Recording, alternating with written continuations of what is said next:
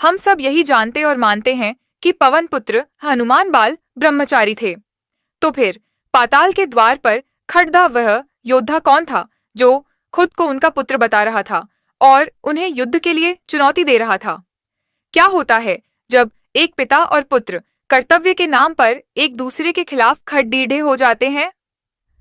यह कहानी है उस अनोखे टकराव की जब हनुमान का सामना अपने ही पुत्र मकरध्वज से हुआ।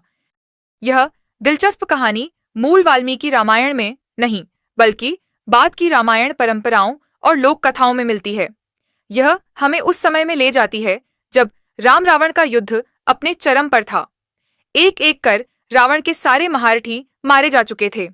जब उसका शक्तिशाली बेटा मेघनाद भी मारा गया, तो हताश रावण ने अपनी आखिरी उम्मीद अपने भाई और पाताल के मायावी राजा अहिरावण को मदद के लिए पुकारा। अहिरावण कोई साधारण राक्षस नहीं, बल्कि मायावी शक्तियों का स्वामी था, जो पलक झपकते ही गायब हो सकता था और घातक हमले कर सकता था। रावण का संदेश मिलते ही वह विभीषण का रूप धरकर श्री राम के शिविर में घुस गया।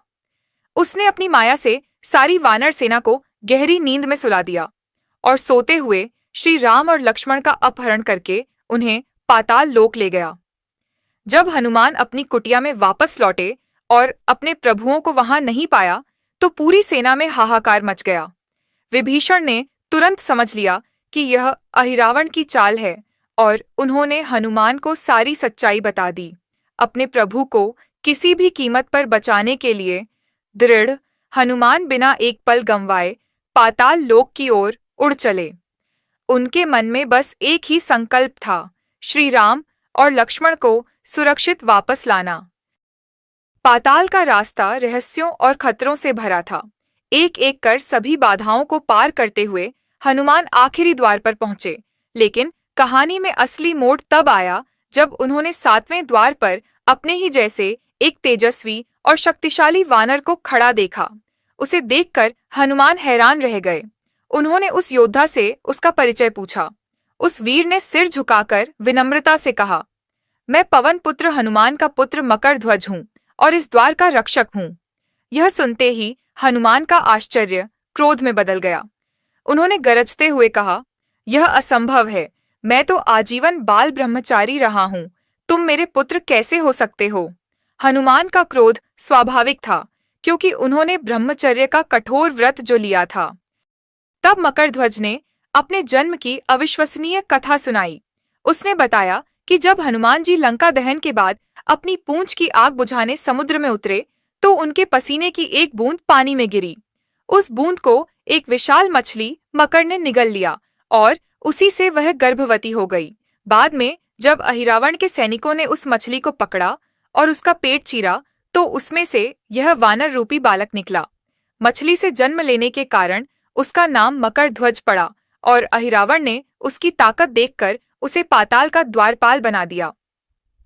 हनुमान ने अपनी दिव्य दृष्टि से इस घटना की सच्चाई को जाना और पाया कि बालक सच कह रहा था। उन्होंने मकरध्वज को अपने पुत्र के रूप में स्वीकार कर लिया। लेकिन अब उनके सामने एक बड़ा धर्म संकट खड़ा हो गया था। हनुमान ने अपने पुत्र से अंदर जाने का रास्ता मांगा, पर मकरध्वज अपने स्वामी की आज्ञा से बंधा था। उसने कहा, पिताश्री, जैसे आप अपने स्वामी की सेवा के प्रति निष्ठावान हैं, वैसे ही मैं भी अपने स्वामी के प्रति कर्तव्यबद्ध हूँ। आपको अंदर जाने के लिए मुझसे युद्ध करना होगा।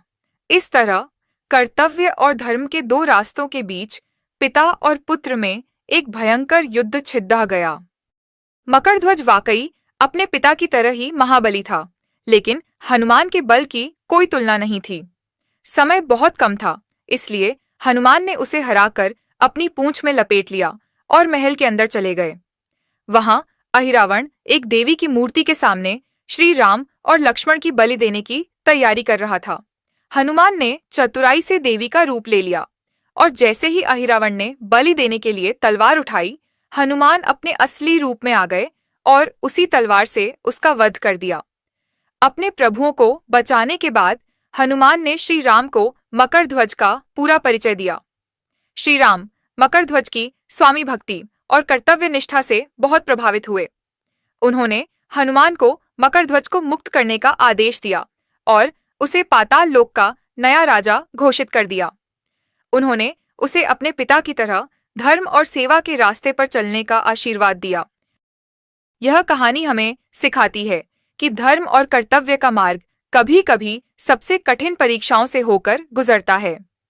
मकरध्वज ने अपने स्वामी के प्रति निष्ठा का धर्म निभाया, तो हनुमान ने अपने प्रभु के प्रति सेवा धर्म, और अंत में दोनों को ही श्री राम का आशीर्वाद मिला।